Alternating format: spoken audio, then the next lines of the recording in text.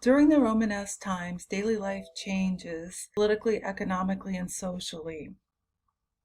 Politically, Europe is now a confederation, a loose organization of states. The things that they hold in common are the Latin language that is used by government officials and by the church. Also, the Christian religion remains something that they all have in common.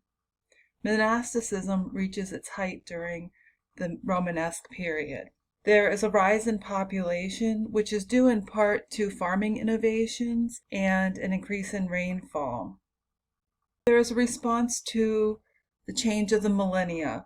Studies show that people were relieved after the year 1000 because it had come and there had not been an apocalypse. There was this heightened sense of anxiety and that the end of the world was near and that the final judgment would be happening. So the fact that the year 1000 came and went without that happening gave them a sense of relief. The economic system at the time was based on feudalism. The feudal system reflected the agricultural basis of medieval society. Feudalism was based on a plot of land that was owned by a noble who was loyal to the king. The land was worked by serfs and peasants who gave products and goods to the noble in return for protection. Then the knights provided protection for the nobles and the lords. The nobles and the lords provided money and soldiers to the king. The king grants land to the nobles and the lord.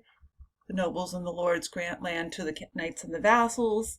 And the knights and the vassals provide protection for those below them.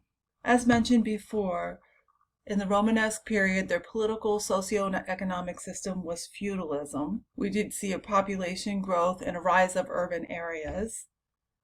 And because of this, there is a need for large-scale churches.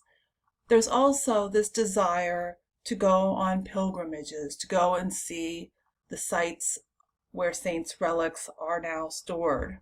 And this also is in response to this millennial or apocalyptic mood that occurred during the Romanesque era. And that does have an important impact on artistic themes. You will see many images of the Last Judgment during this time. And these are basically acting as billboards to pull people into the church to save their souls. Three fundamental institutions of the Romanesque times are monasticism, pilgrimages, and crusades. During this time, the monasteries became rich through the money that people gave them. They now had the power to influence the nobles to do what they wanted. They offered seclusion, education, and protection. Abbots were often the brothers of the wealthy land barons, so the ecclesiastical organization doesn't overtake the political and vice versa because there are family links. There were monasteries that were for both nuns and for monks.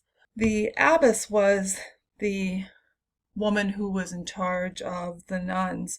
So this was really the only place in medieval society in which women could have power. So the monasteries provided a chance for education for women, and it also was an alternative to married life because that was really the only other choice. The design of the monasteries derives from the earlier plan that we saw of St. Gall that was designed during the Carolingian times. Pilgrimage were another major fundamental institution of Romanesque times. The main pilgrimage center was Santiago de Compostela, which was basically seen as being at the edge of the world. They had a pilgrimage church there that had the relics of St. James. St. James was an apostle of Christ. He was beheaded by Herod, and he was the first of Christ's apostles to be martyred. His remains were miraculously translocated, meaning that they miraculously came from Judea all the way up to Spain to Santiago de Compostela. So people believed that if they came there to see the relics of St. James, they would be healed. There were major pilgrimage routes then that form throughout Europe, often ending at Santiago de Compostela. So there are other churches along the way. So there's churches at Toulouse, at Mozac, at Caen, There's all of these cities here. Vézelay will look at images that are in the church there. They all wanted pilgrims to come to see their relics, but also as they come to see the relics, they are going to donate money. And so that helps to fund the church.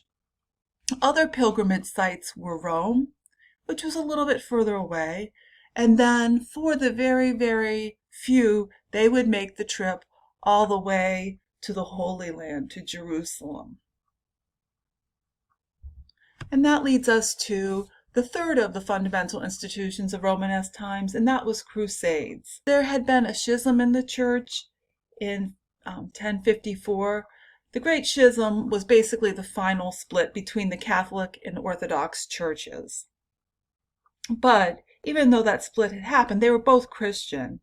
So in 1095, Pope Urban II called the First Crusade, and this was to help liberate the Holy Land from the Muslims. So this was also to aid the Byzantine Emperor. There was a fear and hatred of Muslims by Western Europeans, and so that is basically what is driving this. The First Crusade, advocated by Pope Urban II, involved primarily the lesser nobility of France. It was the only successful crusade if we're considering their goal of capturing Jerusalem, which they did, but it was shortly lost. The Crusades are where we get this idea of the Christian warrior knight, and it's this idealized notion that one could atone for their sins and win salvation and glorify God in the Christian church by going and fighting off the Muslim infidels.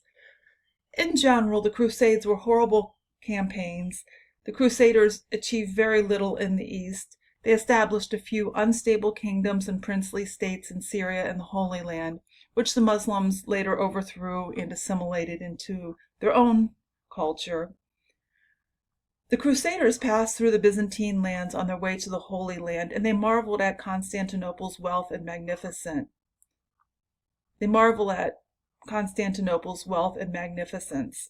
During the Fourth Crusade, the Venetians persuaded the Crusaders to divert the expedition against the Muslims in Palestine, and they sacked Constantinople instead, because they saw the Orthodox Church as heretics, and they plundered and set up a kingdom in Constantinople, which was later recaptured by the Byzantine Emperor Michael VII Palaeologus. But this just shows you that it was not a truly pure and religious war that they were fighting. There was definitely plundering that was part of it.